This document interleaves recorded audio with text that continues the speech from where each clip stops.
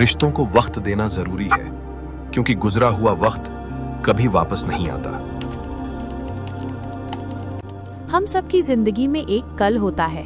हम सोचते हैं कि आज काम कर लेते हैं, आज पैसा कमा लेते हैं अपनों से, तो कल भी बात हो जाएगी। पर क्या हो अगर वो कल कभी आए ही ना। आर्यन शहर की एक बड़ी कंपनी में काम करता था। उसकी दुनिया फाइलों, ईमेल और मीटिंग्स के इर्द गिर्द सिमटी थी।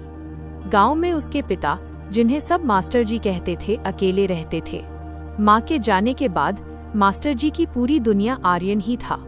मास्टर जी फोन पर धीमी आवाज, बेटा आर्यन, सुन रहा है? इस बार घर के आंगन में अमरूद बहुत मीठे हुए हैं, तू आता तो साथ मिलकर तोड़ते।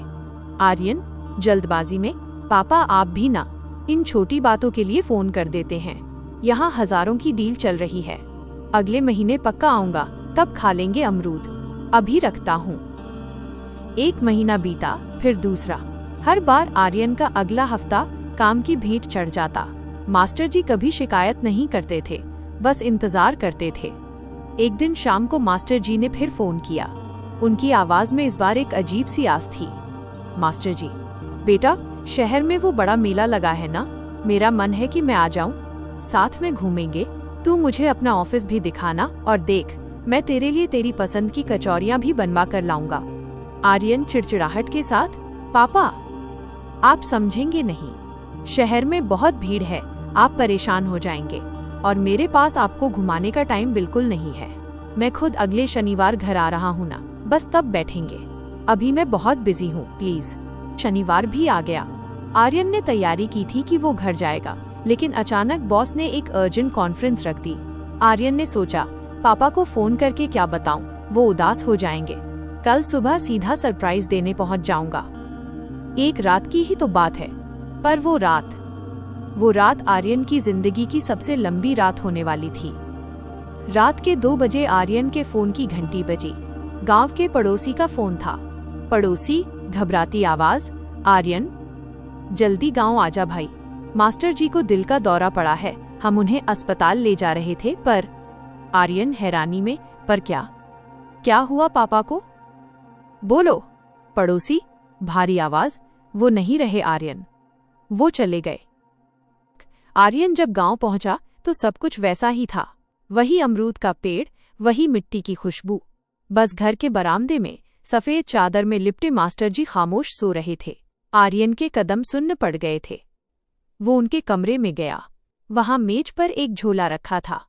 आर्यन ने उसे खोला तो उसमें वो कचौरियां थीं, जो अब पत्थर जैसी सख्त हो चुकी थीं। पास ही मास्टर जी की डायरी खुली थी। मास्टर जी की आवाज इको में, जैसे आर्यन पढ़ रहा हो। आज आर्यन का फोन नहीं आया, शायद बहुत काम होगा। अगले शनिवार वो आएगा तो उसे गले लगाकर कहूंगा कि अब मुझसे अकेला नहीं रहा जाता। बस एक बार उसे जी भर के देख लूं, फिर चाहे ये सांसें थम जाएं। आर्यन रोते हुए, पापा आंखें खोलिए ना, देखिए मैं आ गया। इस बार कोई मीटिंग नहीं है, मेरा फोन भी स्विच ऑफ है। मैं आपके लिए वो घड़ी लाया हूँ जो आप मांग रहे थे। प्लीज बस एक बार मुझे डांट दीजिए कि मैं देर से क्यों आया। पापा। उस दिन आर्यन को समझ आया कि दुनिया की सबसे महंगी घड़ी भी उस बीते हुए कल को वापस नहीं ला सकती। उसने अपने करियर को तो बना लिया, पर उस इंसान को खो दिया जिसने उसे इस काबिल बनाया था।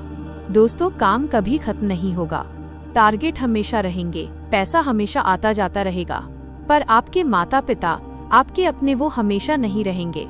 कल के भरोसे मत बैठिए।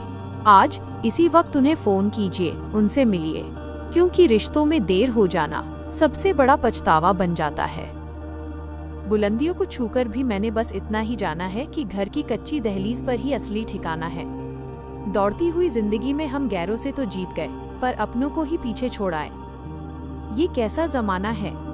जिंदगी की इस दास्तान में आज के लिए बस इतना ही। याद रखिए, हर कहानी का अंत नहीं होता, कुछ कहानियां हमें जीना सिखाती हैं। अगर इस कहानी ने आपके दिल को छुआ हो तो इसे अपनों के साथ साझा शेयर जरूर करें। नमस्ते।